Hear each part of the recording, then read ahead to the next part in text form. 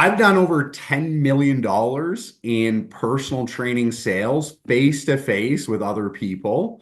I've built sales teams that have had massive success, and I've helped over hundreds of personal trainers make over six figures in their career through their sales process.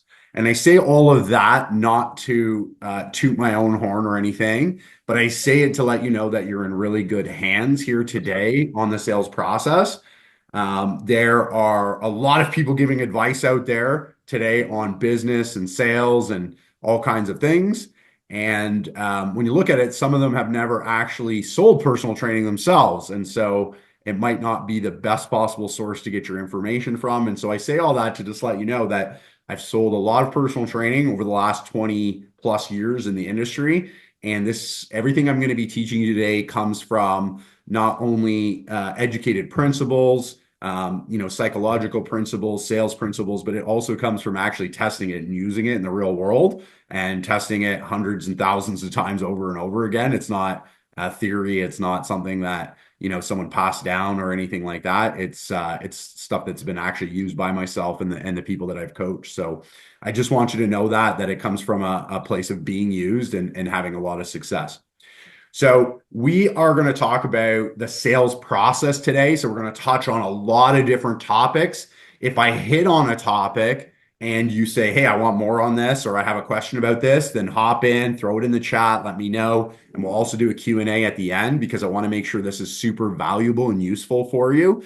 That's my goal, is just to be on here and share and help you in your journey in whatever way I can. So definitely let me know if I can do that in any particular spot. So sales and marketing are very interlinked. They're very interconnected, and often people get them mistaken for each other, like what piece is sales and what piece is marketing. And I guess it doesn't really matter, but for today's context, basically sales picks up where marketing leaves off. Okay. So marketing is getting out your name, your product, your company, your service out into the world so people know who the heck you are. And sales will pick up when you actually are sitting down with that person or making contact with that person, or they're clicking on the buy now button on your website or things like that. Okay. So that's where sales piece picks up, is where we actually are, getting into the process of buy the product, buy the service. And marketing is what introduces them to you. It's what brings them into your world, what generates leads. And, so today we're going to focus on the sales process piece, not the marketing piece. So we're assuming these people have come and they have found you in some particular way. Now, why this is important, this connection, is that how we market has a big impact on sales because it's impacting who shows up to see you or to click on your website and how they show up. Meaning, are they ready to buy? Are they at all interested, right? And these are important. So how we market is going to dictate those things. Who shows up and how they show up. Are they ready to buy? Are they ready to consider this product? Or are they just window shopping, right? When I am walking, with my wife and stuff, I might window shop and look at some different stores. I'm not really interested in buying. I just happen to be walking down that street and I'm looking at interesting things.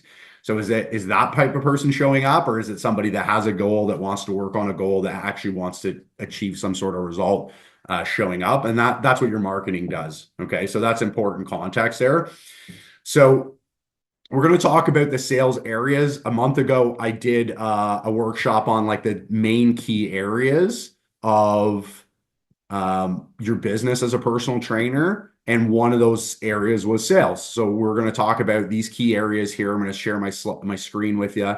And so when it comes to personal training sales, these are the main areas that come under the sales kind of umbrella. So it's the customer journey. The customer journey is that linking sales and marketing. Like, how did they get here? What are the steps that they took? And so that customer journey has to make sense. It has to match up with who you are and your model. And then within the customer journey, it's the experience that person gets throughout the customer journey. Okay. So the experience that they get at each step is really important. And you want to provide the best possible experience to people as they walk through the customer journey.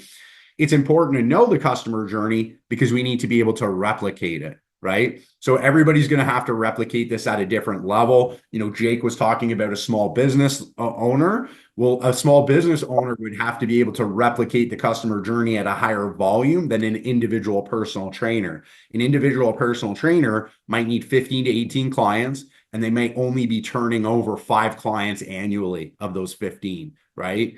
And so if that's the case, once they've built their initial roster, they're trying to replace 5 to 8 people, not necessarily volume. A small business owner, their customer journey needs to be replicable at a higher scale. They may need to be bringing people into a gym, filling up a team of trainers, and that might be hundreds of clients a year. And then you have someone that sells, let's say, an online program or a course, and now we're looking at thousands of clients a year, right? And so your customer journey needs to be set up to what kind of volume am I trying to get into my business, on an annual basis, and making sure that experience is tailored for that customer to move along it as easily as possible. So that's the first thing about sales, is that customer journey, understanding it, optimizing it, and being able to replicate it and grow it or scale it to the scale that you need for your business. And everybody's scale is different, right? That's important. So a lot of people are online on social media talking about scaling your business, but they don't talk about, well, are you scaling it for you, right? Because wherever you fall on that continuum that we just talked about, that's how you need to scale it, is for your personal business. Okay. The second piece is method. How is the person or customer buying? So I put button versus in person, right? So a button means I have a button on my website and they come and they buy via button. They don't interact with a person, right?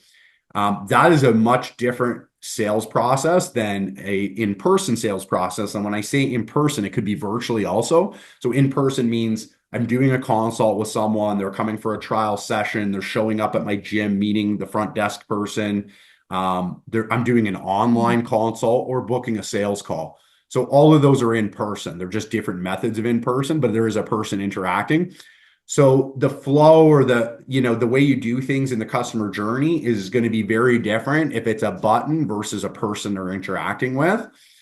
Getting someone to buy off a button is much more difficult, and there's much more intricacies, and you have to optimize a lot more than if you have a person there, because the person is going to create the sale for you. And so we're going to largely focus on the person part, because most of the people that I work with are doing one of those in-person methods. They're either doing a consult with the client, they're meeting with them online, they're doing a sales call, they're having someone come in and meet someone at the front desk, whatever. Okay, so we're going to focus on the in-person piece today, but the button piece is a piece. The next area in the sales for PT sales is optimizing the flow of your sale. Okay, so there's a lot to optimizing the flow, but I've sort of broken it down to these basic categories, which is it easy, right? So the steps that they go through to buy have to be as easy as possible. The more friction you add into those steps, the more people will drop out of the funnel, right? And so that flow needs to be as easy as possible, one step leading to the next. If it's confusing or there's a lot of friction somehow, even like, where do I show up? I can't find the door. That's friction. We don't want that friction. So we make it easy as possible.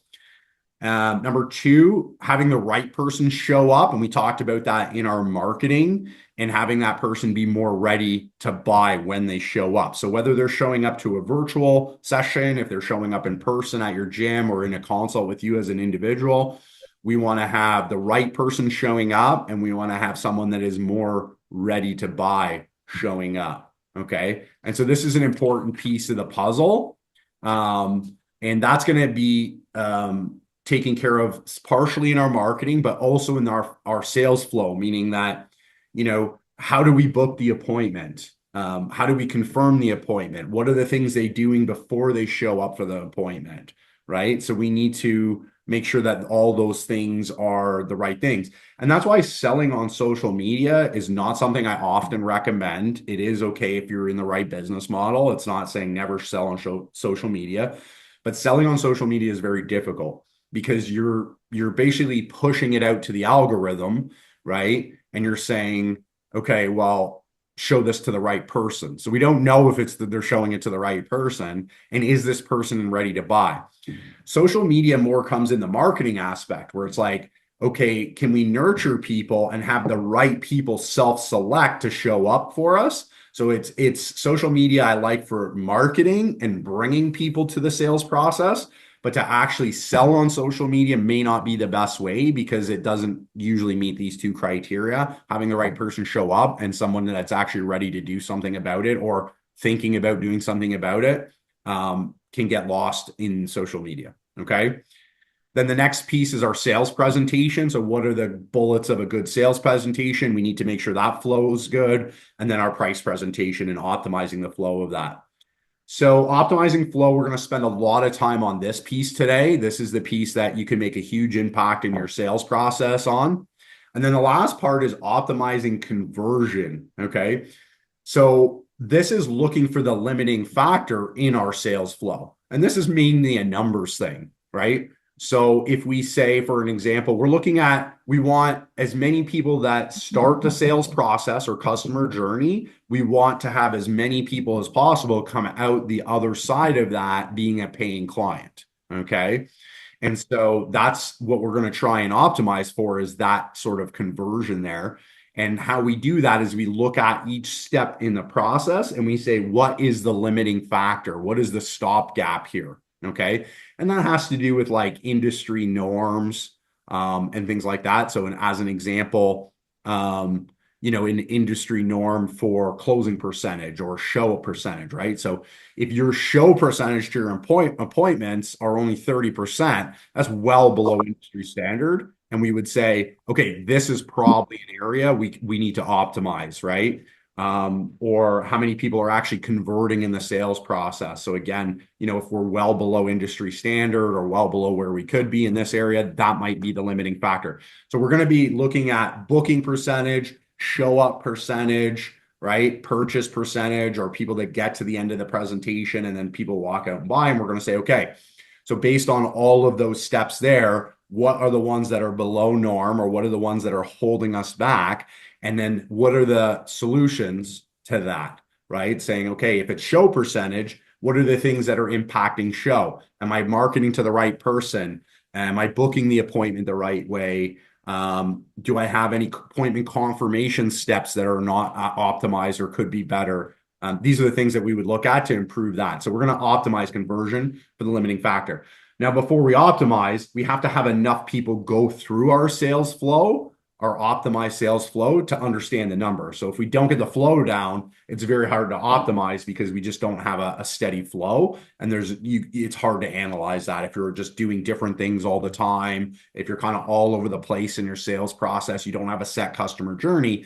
It makes it very difficult to optimize for conversion because not everything's the same. And so if you're not doing everything the same each time or in general, then we don't know what's happening. The numbers are unreliable. Okay. So that is what we're going to talk about there today is those things. And so those are the big areas of sales. And so, as I said, we're going to probably spend a lot of time within that optimizing the sales flow piece because, as I said, optimizing conversion comes from that. The customer journey, we talk about that and that. Now, out of those things that I mentioned in optimizing sales flow, making it easy, having the right person shows up, sales presentation, price presentation, if there's any areas in there that you want to focus on or hear more about during this presentation, then definitely throw it in the chat. Let me know where you want to spend your time. Okay. And as I said, we're going to spend our time with in-person sales versus a button, meaning it could be online, selling online. It could be, your front desk person, or it could be a personal consult where you're sitting in front of someone. But we're going to focus on in-person for this. But if there's any pieces of that you want to focus on out of those optimizing flow pieces, then definitely you can throw that in the chat and we'll spend some time on it. Okay. So I'm going to dive in while anybody throws any answers in there. I'm going to dive into optimizing our flow. Okay. So when we look at optimizing our flow, there's a few different things that we talked about. So number one is the steps in the sales process. Okay. So, depending on how you're selling, these steps are going to be slightly different, and that's okay. But there should be steps that somebody walks through in the sales process. And these steps need to make sense to the client in the client's mind. Okay. And so, an example of some steps in some different situations might be if I was a personal trainer and I worked at a big box gym, the steps might be you sign up for a membership. I talked to you when you were signing up and, booked a consultation with you. And then after I booked a consultation, I did a confirmation call and I did a little bit of goal setting in that. And then, the morning of the appointment, I shot you a quick text to make sure you were good to come still today. And then, when you showed up, I was at the front desk waiting with you for you, towel in hand, ready to go and, greeting you for the session. And then I do the consult, I do the price presentation, and that's my sales flow. That might be an example of a sales flow. A different sales flow could be, as an example, you learn about my gym or my online product somehow through my marketing, and I reach out to you. So I reach out to you via DM, or you reach out to me via DM asking for more information. But somebody connects online somewhere. And then you get to what I send you to my website, you check out more information, and there's a book an appointment button. You book an appointment and you show up for this virtual appointment. You're going to show up for a virtual appointment or an appointment at my gym to meet the front desk member. That might be what you book an appointment for, is to come see my gym. Before that appointment, there's again that confirmation email. In that confirmation email, there's like, here's what to expect. Here's a Google pin for you so you don't get lost. Here's a picture of the front door. Here's some things to consider before you show up, like think about what you want to achieve, et cetera, et cetera. So there's all those steps that come in. Then you actually show up to the appointment. So you show up online with me. What's that consultation process online? Or you show up at the front desk.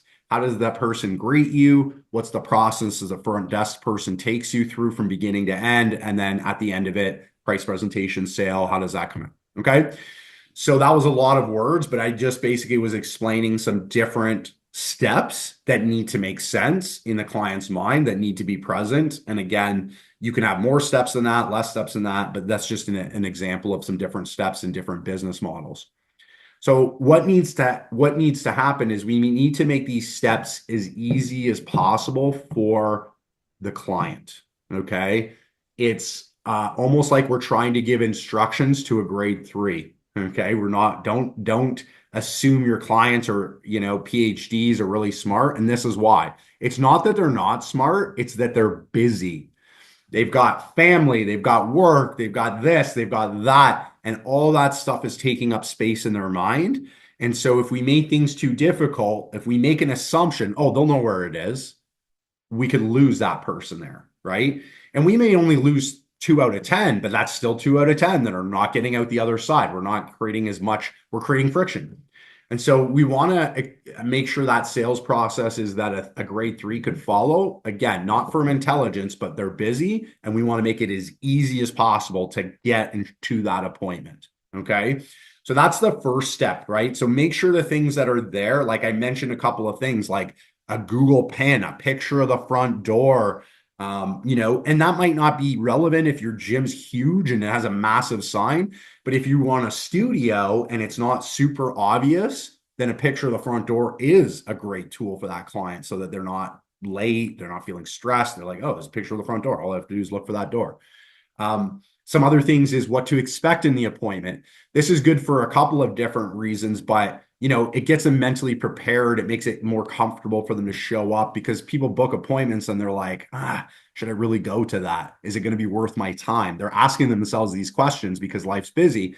And by showing them what to expect, what they're going to get, what am I going to gain? So one of the things in these emails or calls that we do ahead of time is, what are you going to gain from coming? What are the benefits to coming? That's important that we sell the appointment. People often think, well, I booked the appointment. I don't need to sell the appointment. I need to sell the training. No, you need to sell the appointment because life gets busy and things will come up. And if there's not a big benefit to showing up or coming, they may not come. So these are examples of the steps. And then what we need to do is we make them easy, make them simple, and we want to make sure that there's not too much of a gap between steps. And what I mean is like the gap from step two to step three can't be massive.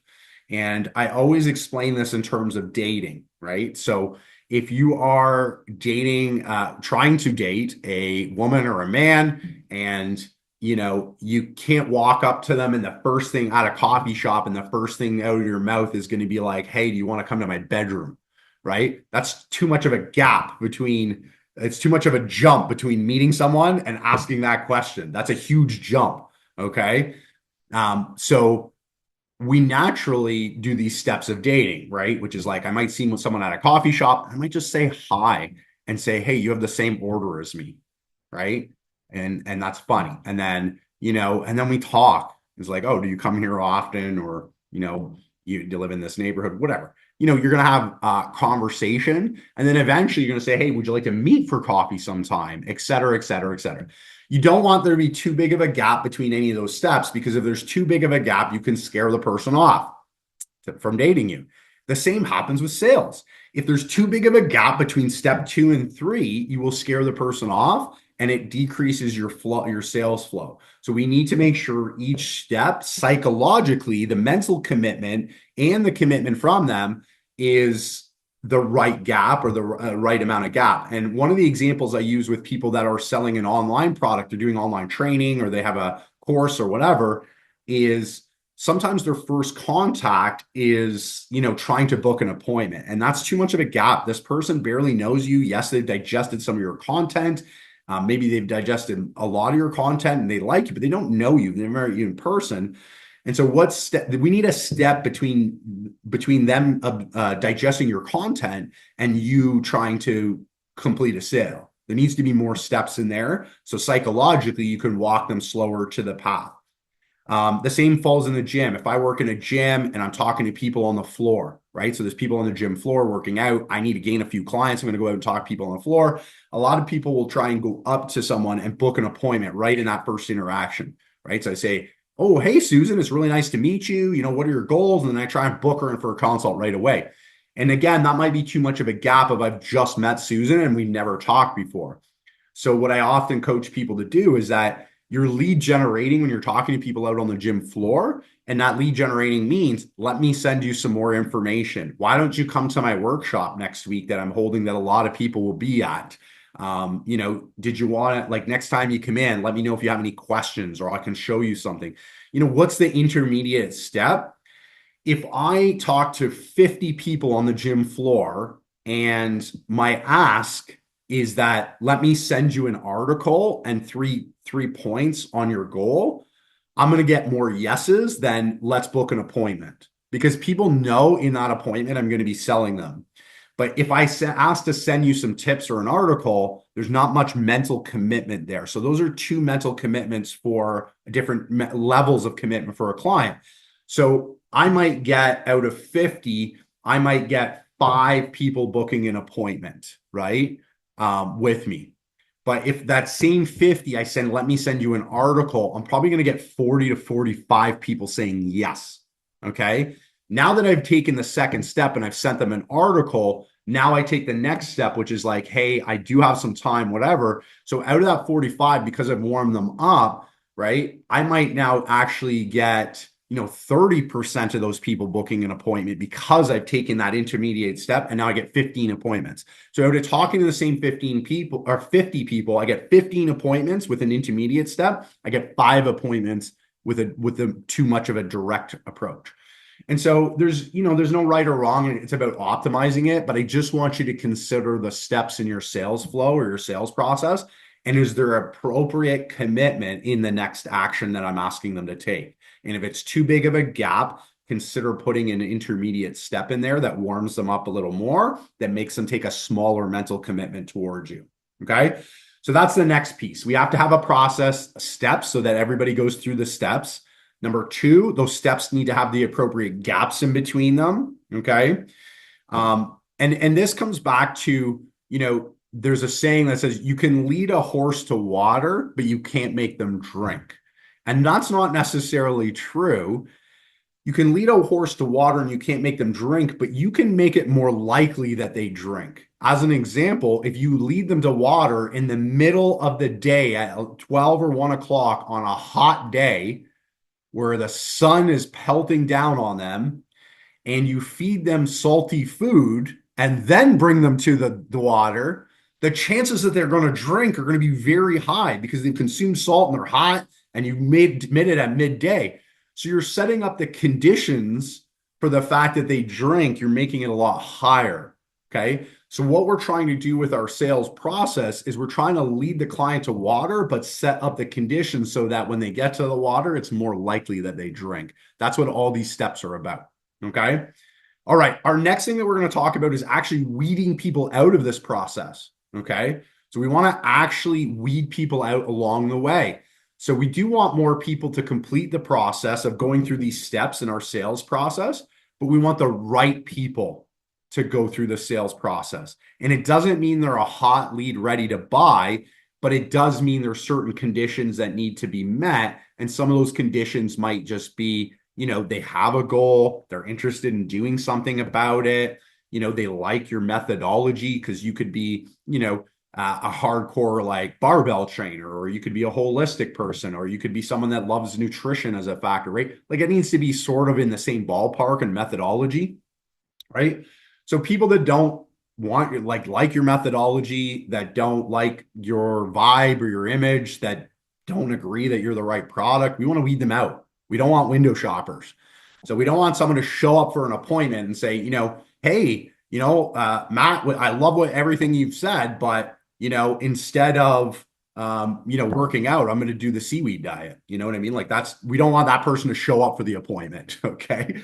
So how do we weed those people out along the way? Is we're going to do that with our messaging and the steps we're going to put some things in the steps along the way that will weed those type of people out so that we have more good people showing up, that are, the right person at the end of this process. Okay. So that happens in our marketing. So, people often look at, okay, well, how should I, do my marketing? And a lot of it's about the message. Well, message to a specific type of person. Don't just message to anybody, because then you're going to have the wrong people showing up. Every person on this call, everybody in the health and fitness industry can help hundreds and thousands of people, but you can't help everybody. Okay. You are going to appeal to a certain population and subset, and it may have nothing to do with you. Some people want a man. Some people want a woman. Some people want their trainer to be more holistic. Some people want their trainer to be hardcore. Some people want their trainer to have a six pack. Some people don't care about that and they want someone that's more well-rounded. Like that has nothing to do with you. That's their preference, right? So we're not trying to get everyone to show up. We're trying to get the right people to show up. So messaging weeds those people out. If I'm talking to a certain type of person, they're going to get turned off in my messaging, the way that I frame my emails, my content that I'm getting them to consume. So it should all be around a certain type of client. So by the time they actually show up to the appointment, they kind of feel like I'm in the right place. Like I like this person, they're the right vibe for me. They have the right style of training. They talk about the things I like, I'm interested in. Right. So I don't want someone like, if I'm a holistic trainer and I use a lot of different like modalities and functional training, I don't want someone that just wants to sling around heavy weights showing up for my appointment. Like, no, I just wanted a heavy bench. Like, that's it. Let's do that. No. How did I not weed this person out on the process? Like they shouldn't be showing up to see me. And that's in my messaging. Okay. You're also going to put little things in your steps along the way. So you're going to give them content to consume, and that content is going to help you do that. It might be a video, it might be fill out this form, it might be start thinking about your goals. I use an approach that incorporates, mindset, nutrition, and fitness, and that lets them know they're in the right place. So start thinking about these three areas and what you want out of each. So small questions, small forms, small tasks, not big ones, because again, now we're getting away from easy, but that gets to make sure that out the right side, we get the right person. This is really important because it's better to have someone book an appointment and not show up if they're the wrong person than to have them show up. And this is why I say this, is because you might say, well, if no one shows up, I can't make this sale. The wrong person, you're not going to sell anyways. And I can use that hour to get 3 good people. So instead of wasting my time with someone that will not want to work with me because I'm the wrong gender, I could spend that hour lead generating and get 3 people that might want to work with me because I am their vibe. Okay. So I do want to weed out some people. If you're not weeding out anyone, then we have to fix our process. This is really important. Okay. So that's the third piece of the sales, optimizing our flow. And then I mentioned the fourth piece, which is having someone be more ready to when they show up. More ready means they're going to consume some of my information. I might send them to a YouTube channel, a social media video. I might just send them an email send them a video in an email to watch. I might send them an article, and that article is going to have some messaging in it.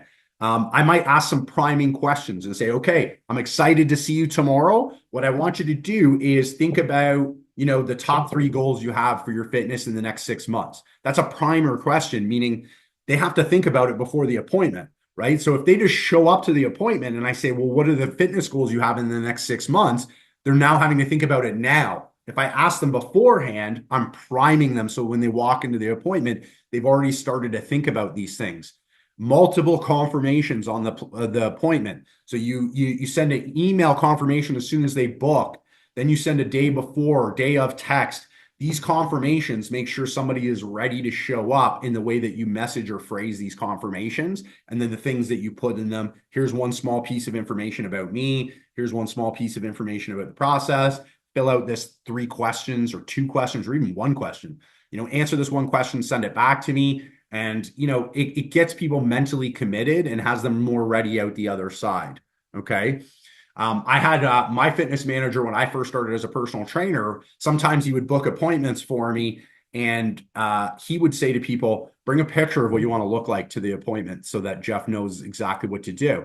And it was great. They didn't always do it, but once in a while they cut a picture out of a magazine or something like that, or they had one on their phone or whatever.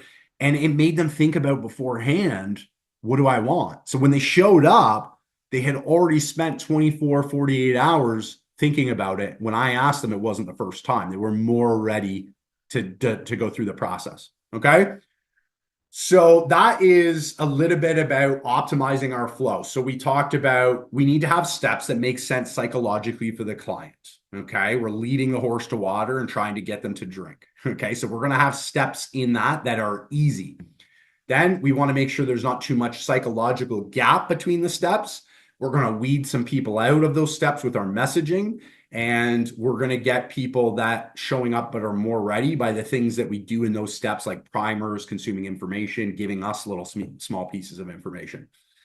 Okay. And that leads us up to the actual consult part. Okay. So if anybody's got questions on that piece, we are going to go into the consult piece next. But if anybody has any questions on that piece, fire away.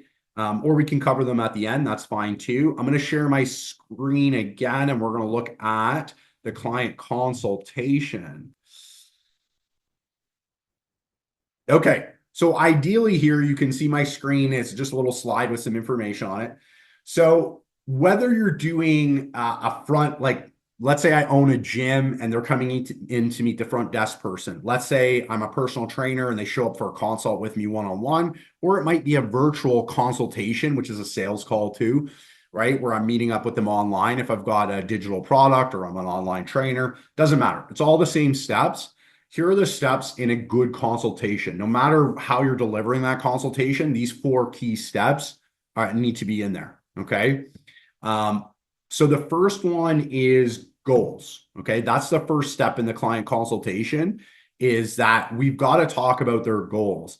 This is really important because if they don't want anything, then what are we there to help them with? Ideally, we have a product, a service, or something we're going to sell them. If they don't have any goals or they don't have any objectives, then why do they need our product service? They don't, right? So the same thing idea is like, Jordan Belfort talked about selling pens, can sell me this pen. Well, he would talk to the person about, you're going to need to write, right? You're going to need to sign a piece of paper. You need to fill out a birthday card for your wife. You need this pen. So again, if there's no reason to have the pen, then we don't need the pen. So it's the same thing with this. We've got to talk about their goals. Okay. That's an important piece. Then is the methodology to reach those goals. We have to be on the same page. Okay. There needs to be a need, okay, to have these goals. We need to demonstrate that need, like to have our product or service. We need to demonstrate the need for our product or service. And then the last piece is we need to present the solutions to get to the goals. Okay. So these are the 4 key steps. No matter, you can call them different things, you can add steps, but it sort of breaks down to this. Okay. And then I'm going to talk about mindset is key. Okay. Belief in product to all these steps. So I'm going to talk about these things. I'll stop sharing, but then we'll go through them each, and hopefully it took a screenshot or wrote them down. So, when we look at these different steps, the first thing that we're going to talk about is the goal piece. Okay. So I have a certain way that I set goals. I'm not saying this is the right way. I'm just going to say that this is how I've done it, and I've had success doing it. And I'm hoping that you can gain something from it. So basically, I have 3 components to setting good goals with people or having a goal conversation. So again, whether I'm at the front desk, I'm meeting with someone online.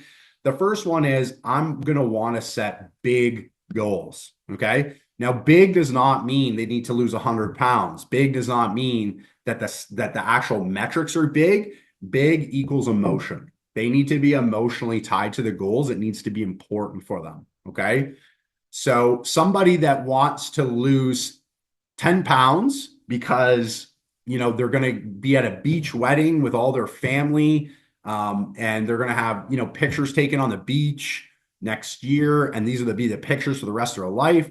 That goal might be bigger than someone that needs to lose 50 pounds because their doctor said their blood pressure is high.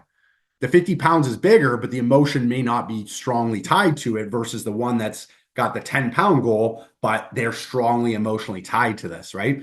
So when I talk about big goals, we want to set emotional goals, things that will create drive within that person. And I've done a 2-hour full day training on this one piece alone, but I'm going to summarize it here quickly for all of you. So when I talk about emotional goals, there's usually 3 things I do to set these emotional goals. Number 1 is I have the client visualize the outcome that they want or the goal that they want. So I have them visualize, what are you going to look like in that wedding on the beach? Tell me everything. Okay. And it could be around performance goals too, can be visualization. Like instead of saying, I want to be the best soccer player on my team, it's like, I want to be, the number 1 striker in the league, and I want to score 50 goals and win a league championship and be team MVP. Now I can visualize that with your MVP trophy around your neck and the championship and how many goals you have.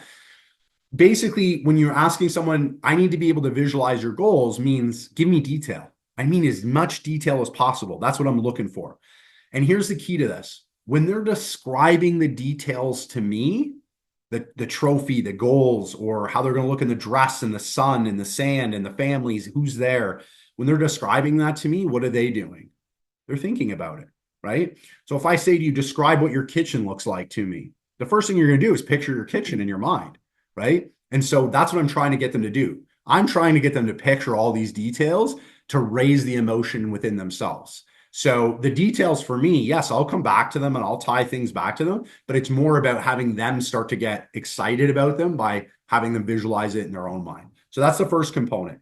Number 2 is future perfect.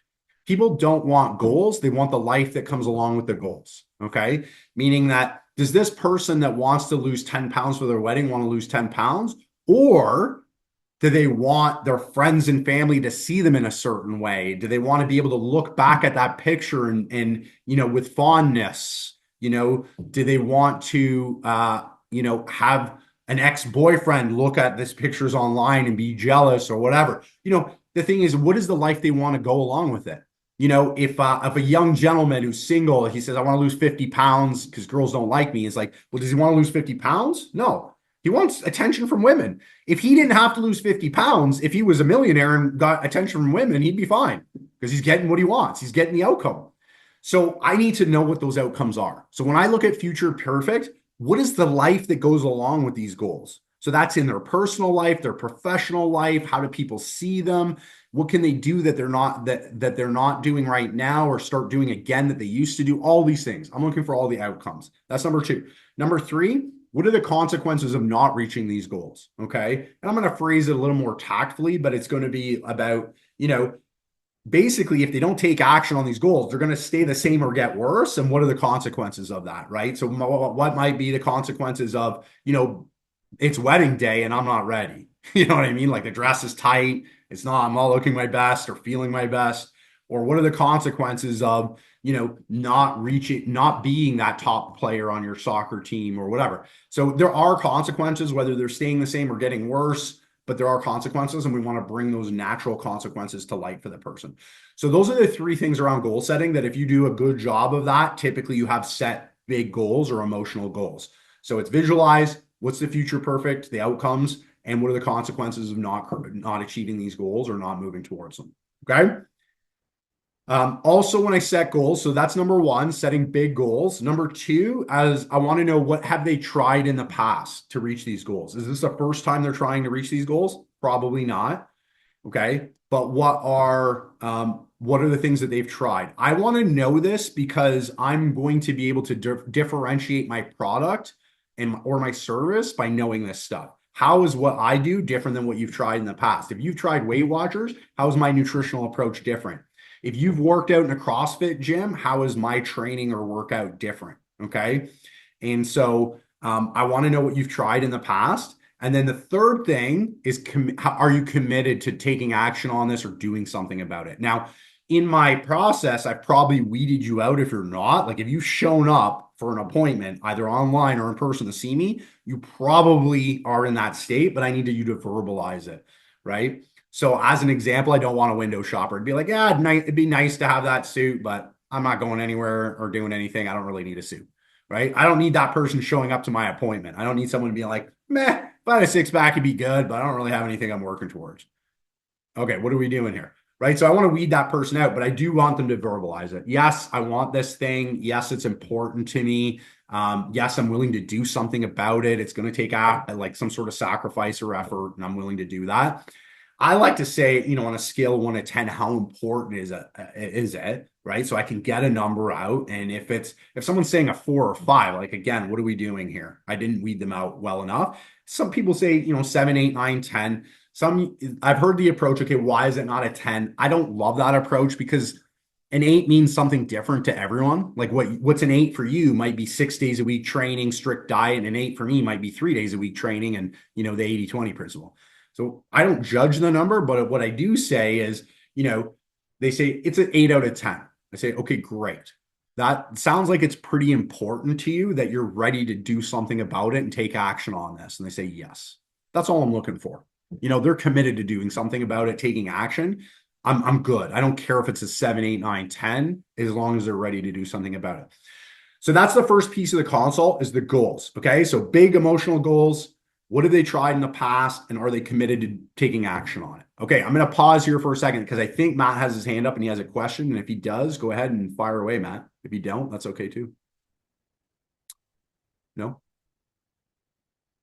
Great. I thought he had his hand up and had a question, but if you do, Matt, that's okay. Throw it in the chat.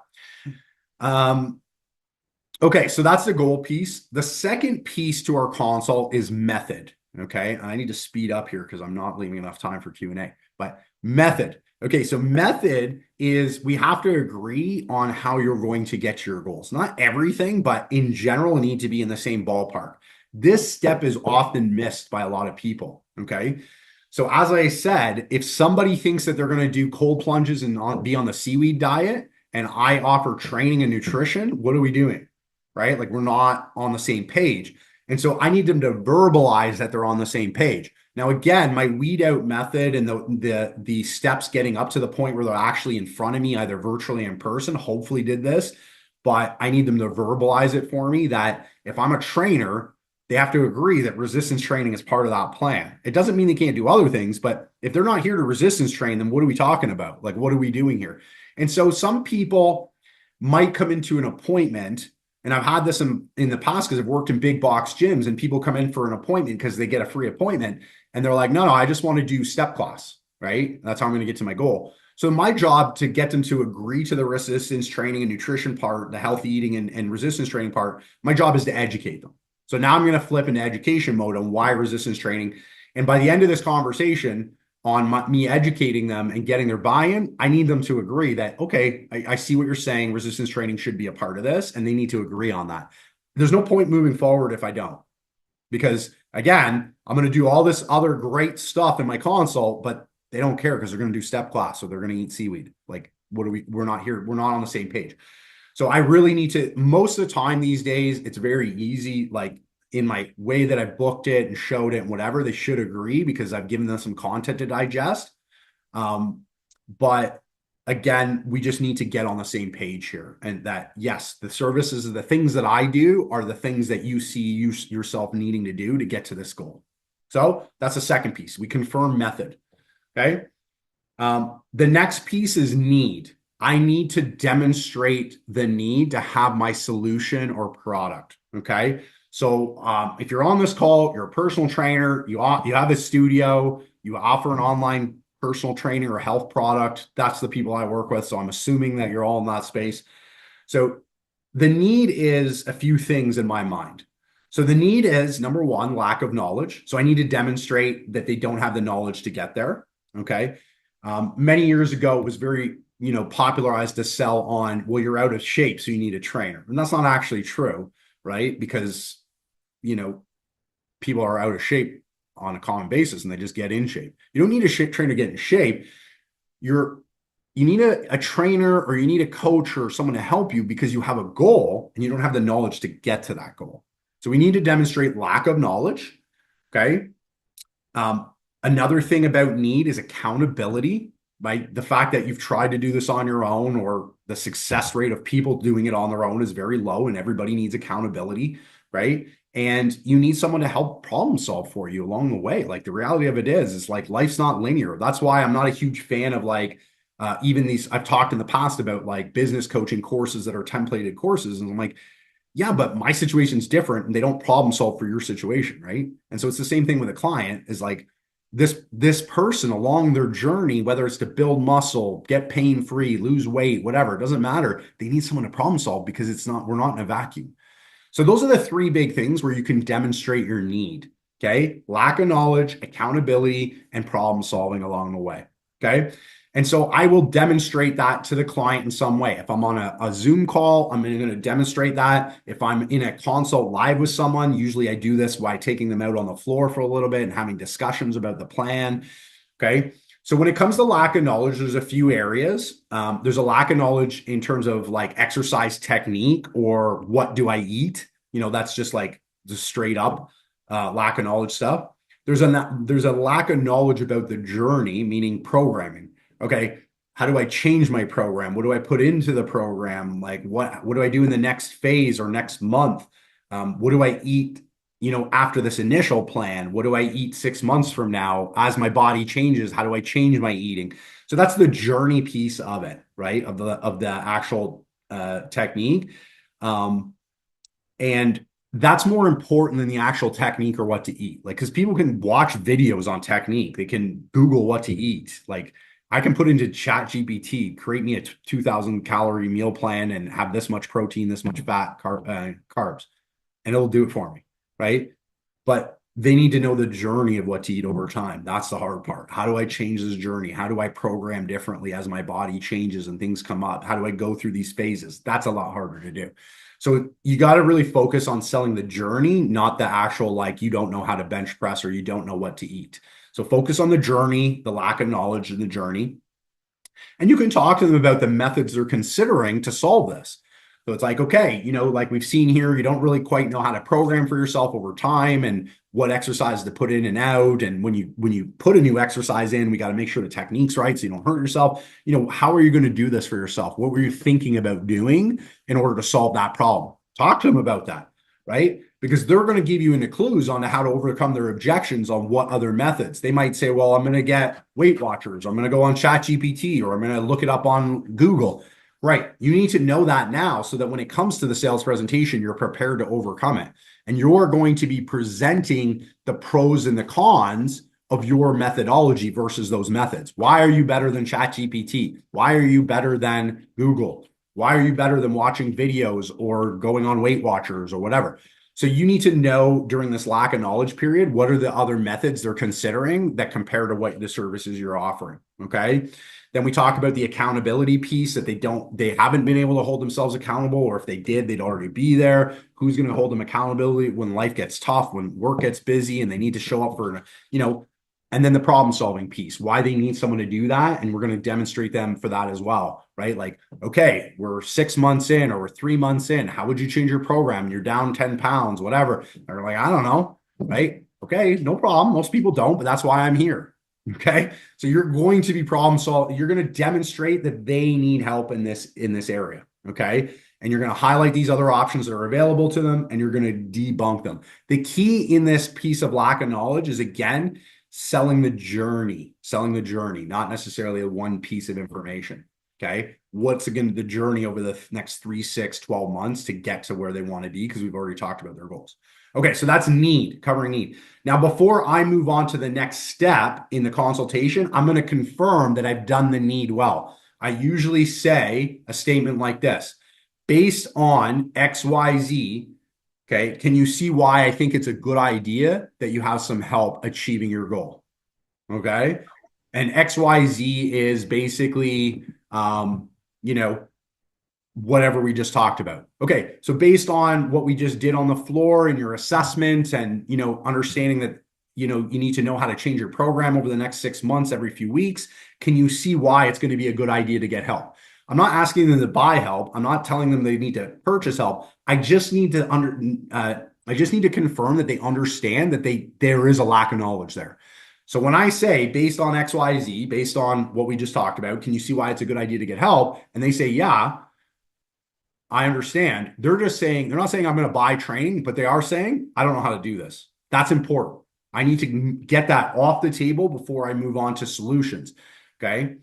So I use that as a confirming statement. Now, this whole time, I'm doing goals, method, need, but I'm also doing something that's going to come back later, which is I'm raising the perceived value of the product. When I set goals, big goals, I increase the perceived value of my solution. When I show them that this is the right method to get to their goals, I increase the perceived value. When I show them, hey, you don't know how to do this and Google's not going to do the job, I raise the perceived value of my service or my solution. That's really important because when we come to objections or overcoming cost, perceived value is the answer behind cost. When someone says I can't afford it, it means I have not raised the perceived value enough for you to spend money on this. Okay. And so it's really important. These steps are not only steps psychologically to walk them towards taking the solution, but they're also raising the perceived value of the product. It makes my job as a salesperson 10 times easier. Okay.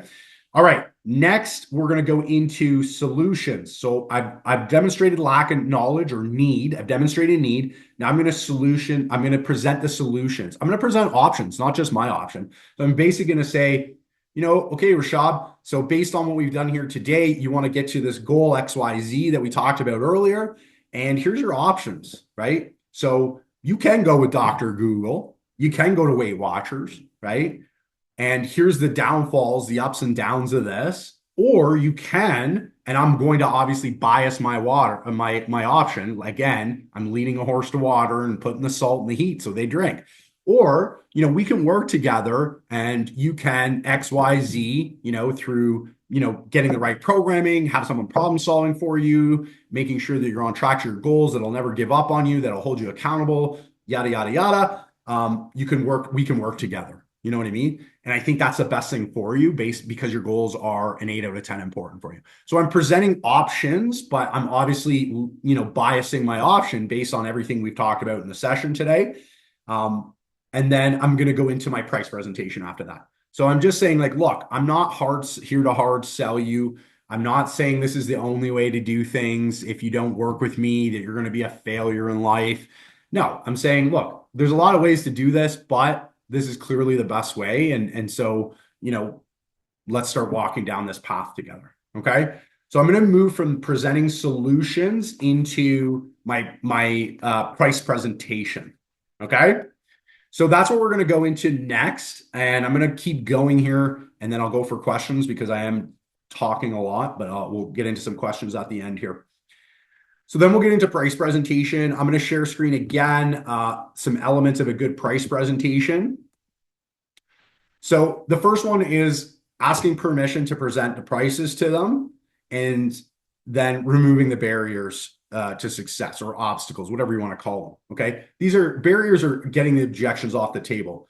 So getting permission to present works kind of like this. I basically will use another statement here, just like I used when I was finishing my need, that they understand there's a lack of knowledge. My presentation, or my statement here, basically is like, okay, Susan, since you want to achieve goal X, right? And there is a need because of lack of knowledge, Y, right? Is it okay if I show you how we can work together, right? And so that's kind of the statement I use. So it's like, since goal plus you have a need, is it okay that, and I get permission to show the prices, okay? I've never actually had anybody say no to that. So someone will say, well, what do they say if they say no? It's never happened, because when you do the other steps, it just makes sense. Like, since you have this goal, and you know that there's a lack of knowledge here, is it okay if I show you the options? Right. And I've never had anybody say no, because I've done the other steps and it just makes sense at this point in time. Okay. Then we want to remove barriers, or these are the most common objections that you're going to get in fitness. And we want to get them off the table before we present the price. Okay. So in personal training sales, or sales in general, if we don't do these things, we call it getting caught with your pants down. Okay. So you're like, you're going to the washroom and someone opens the door and you're there with your pants down. It's super awkward, right? So that's what's called getting caught with your pants down, right? So if I've already given the price and you're bringing up one of these four things, like one of these three things here, that's getting caught with your pants down, because I should have known and I should have got them off the table ahead of time. Okay. So these are time, doubt, support, and then cost or perceived value. Okay. And so how this works is this. So I'm going to get these off the table by just asking you questions about these areas. So there's three time ones. So basically, time is it the right time to start? That's one. Do I have time to book appointments with you, or time to whatever, complete the things in your program? Like, let's say I have to show up to a Zoom meeting, or I have to, whatever I have to do. Do I have time to do that in my week? And do I have time to actually show up and work out, or whatever, right? So time is it the right time? And do I have time to actually do the things that I need to do your program? And so I'm just going to ask them about that. So I'm just saying, like, so you've shown up here today, I'm getting into my price presentation. Is it okay that I show you the options? They say yes. I'm going to say, okay. So, I mean, you're here today, so I'm assuming you're ready to do something about this, that, take the time to do what it takes. Yeah, I'm ready. I'm going to work out 3 days a week or whatever. Great. Okay. So I'm going to get time off the table by asking them if they are going to make the time to do this right away. So that when I present the price, they can't say, well, it looks good, but I'm not sure I have time to work out right now. Let me think about it. I've dealt with that. They've already said they're going to work out, or they have time to invest in the program, whatever the required time is. So let's say I'm selling an online course and it's going to take 5 hours of the time a week. Are you willing to, are you going to invest the 5 hours a week that it takes to do this? So I'm going to get that off the table. Doubt is, will it work for them? Okay. So this is really important, because a lot of people say, will it work? Well, it works for Jeff, but I'm different than Jeff, right? I've got this other thing. I've got a bad knee, or I've got this hormonal issue, or I've got a dietary restriction, so it won't work for me. So you need to confirm that it will work for them. Okay. Not will it work.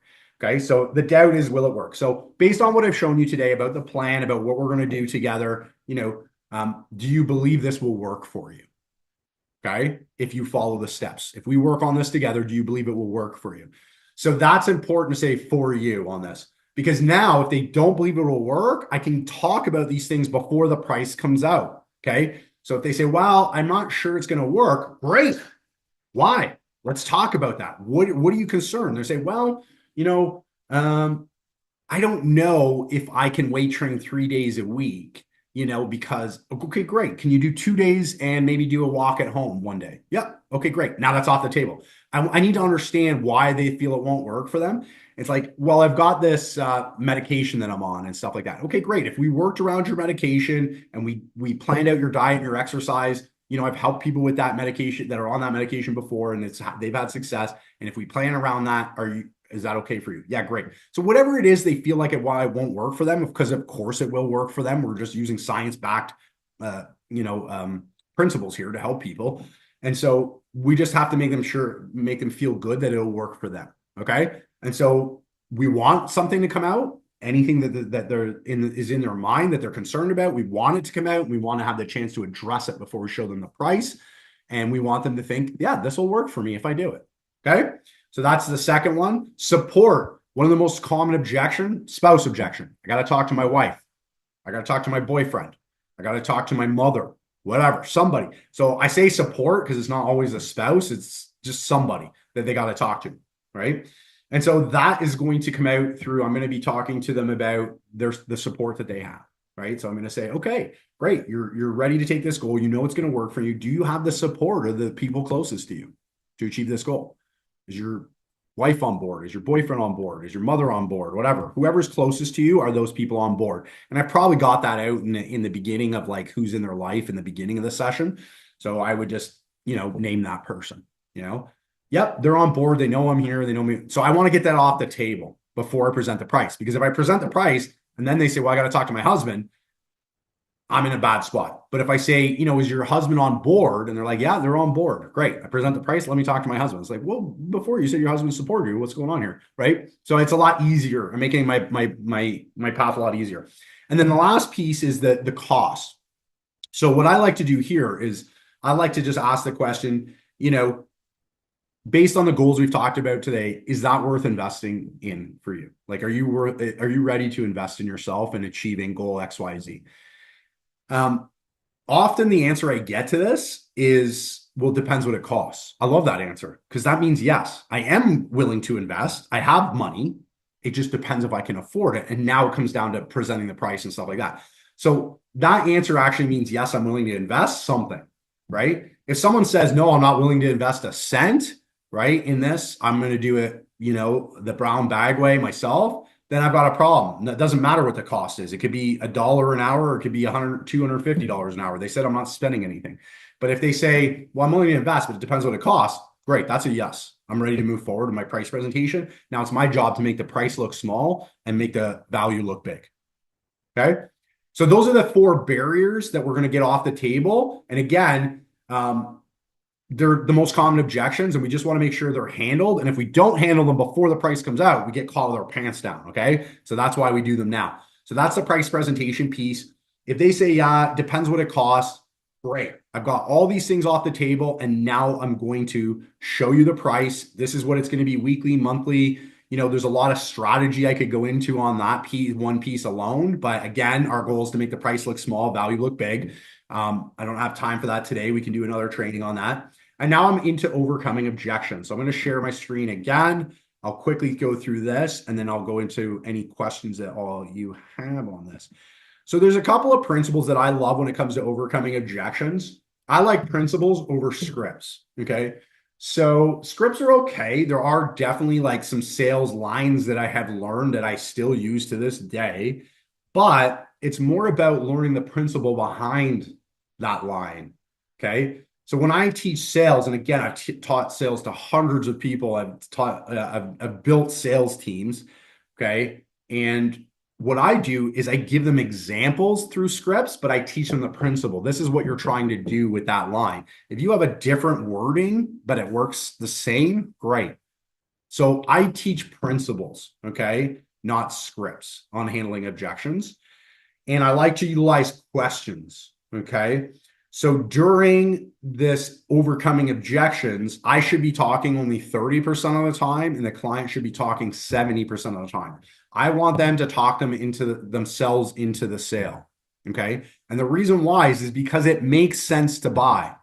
Okay. I'm not selling guns or cigarettes or alcohol. It makes sense to buy. This is good for you. You have a goal, and you will end up a better human being by doing this. So it makes sense that you should buy. I just need to help you see that. And so I utilize questions and have you talk why it makes sense to buy. Okay. And so it's about asking the right questions when people bring up objections. Okay. To help them understand. So I want to approach overcoming objections with not a me versus you or I'm going to win. I want to approach it with curiosity and trying to understand. Right. So when they bring an objection, I want to think to myself, that's interesting. Why did they say that? What would they have to be thinking in order to say that? Right. So if they say, well, I got to think about it because, I'm going to get my friend to help me. Okay. Well, what might that person be thinking? Is this friend like a bodybuilder? Like, do they know they are fit pro, or is it just like they want to do it a more economical way? Let me ask them.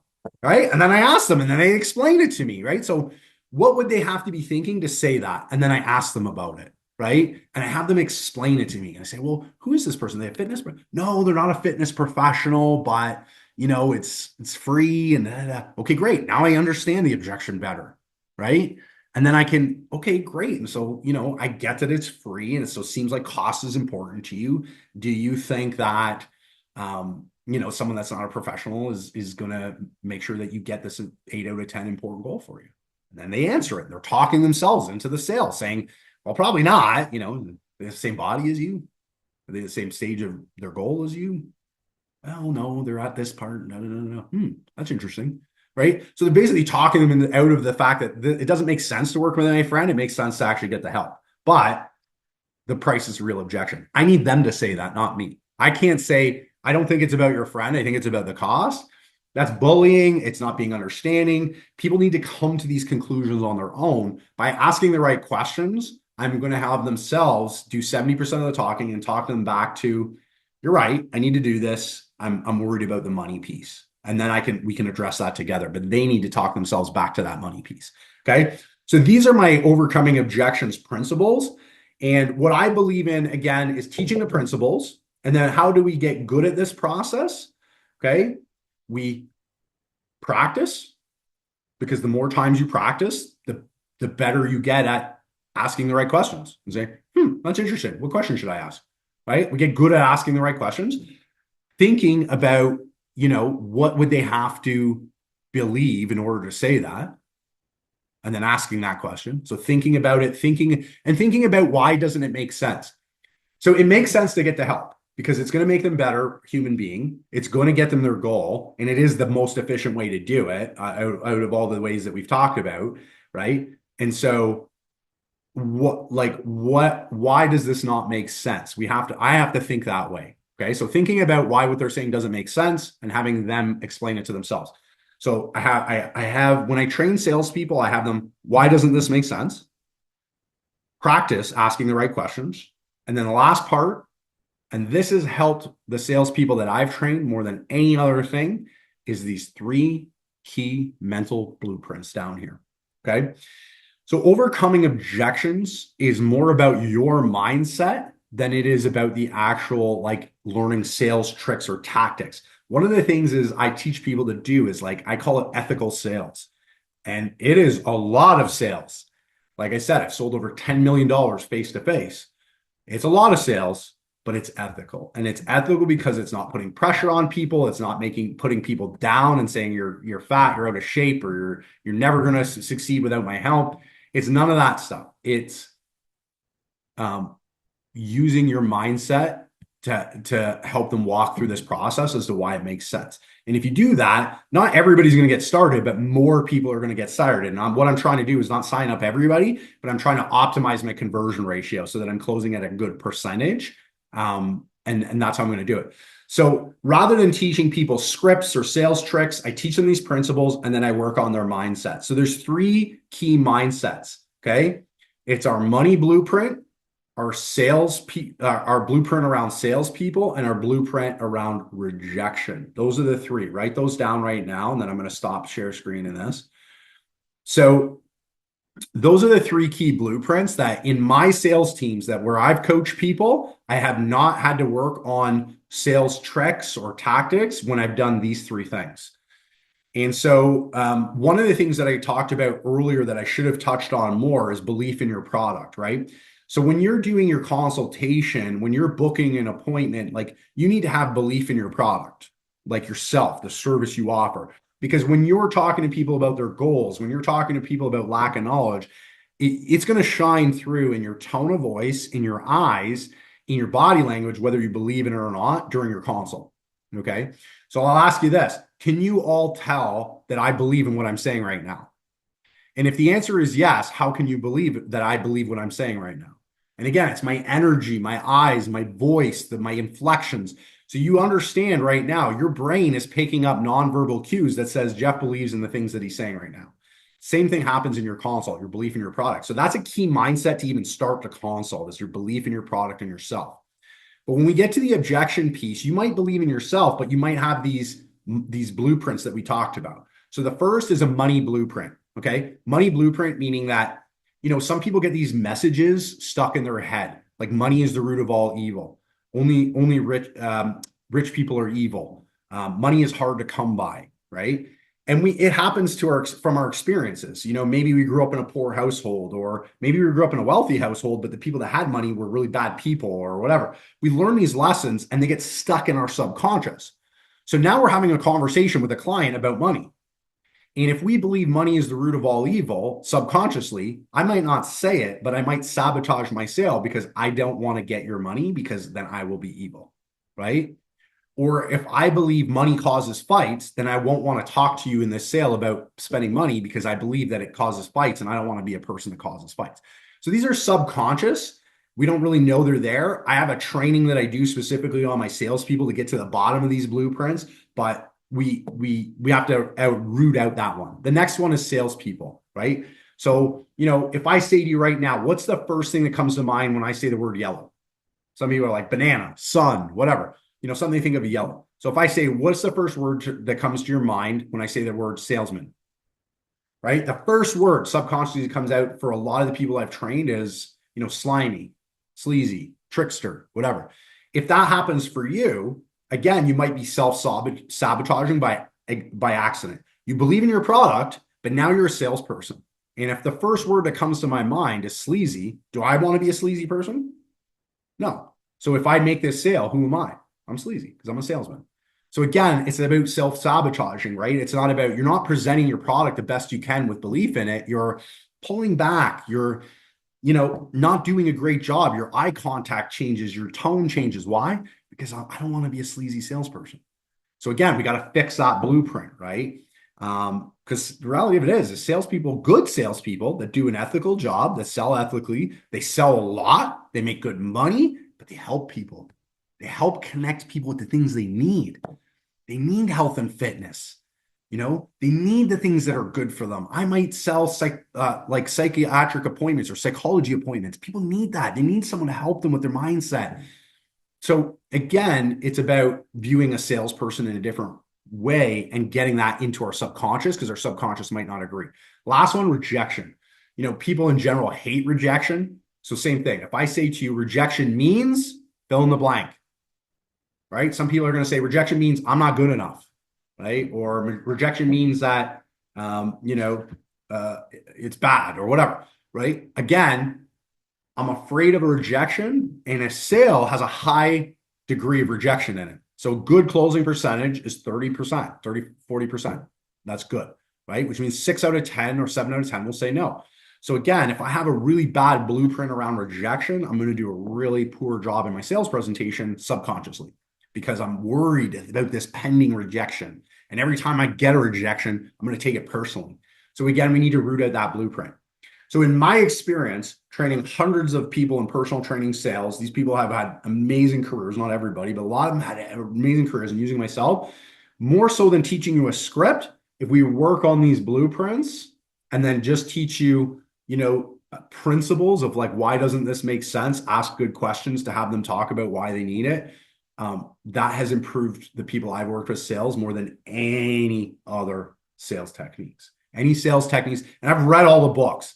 Like I've read The Greatest Salesman. I've read, How to Think and Grow Rich and The Millionaire Mind. I've read them all, right? But this principle has worked for me more than anything else in any of those sales books. So we've gone through the process here. I'm way over time on what I said I would do. I appreciate everybody listening to me ramble, but I want to just review and then I 100% am going to open it up to questions because I do want to really help people here. And I'll stay on a bit extra if you want. So I just want to review everything we've talked about. So we want to talk about the sales process today. So we basically said, okay, what is the sales process? It's these things, okay? It's having a customer journey, the method of sales, optimizing the flow, optimizing conversion. Okay. And then today we focus on optimizing flow, saying, okay, there needs to be steps. We can't have too much of a mental gap between these steps. And these steps need to be easy. We need to weed the wrong people out in these steps. And then we need to utilize techniques to make sure people are more ready when they come out of the back of these steps. Then we broke down when someone actually shows up online or in person to see us, what do we do? So whether I'm at a front desk or I'm doing an online consult or I'm in a trainer in a gym, I'm going to use a consult process that utilizes goals, method, need, solutions. Okay. And then within these steps, I'm raising the perceived value of my service or product. So at the end, I'm going to do my price presentation. I'm going to get permission to present to you. I'm going to present the options with confidence. Okay. And then I'm going to go into removing any barriers that are normal for this particular product or service, the most common ones. And then I'm going to do objection handling, which is really just that sort of curiosity of, okay, how does this not make sense? And using a good mindset. So that's everything we've talked about today.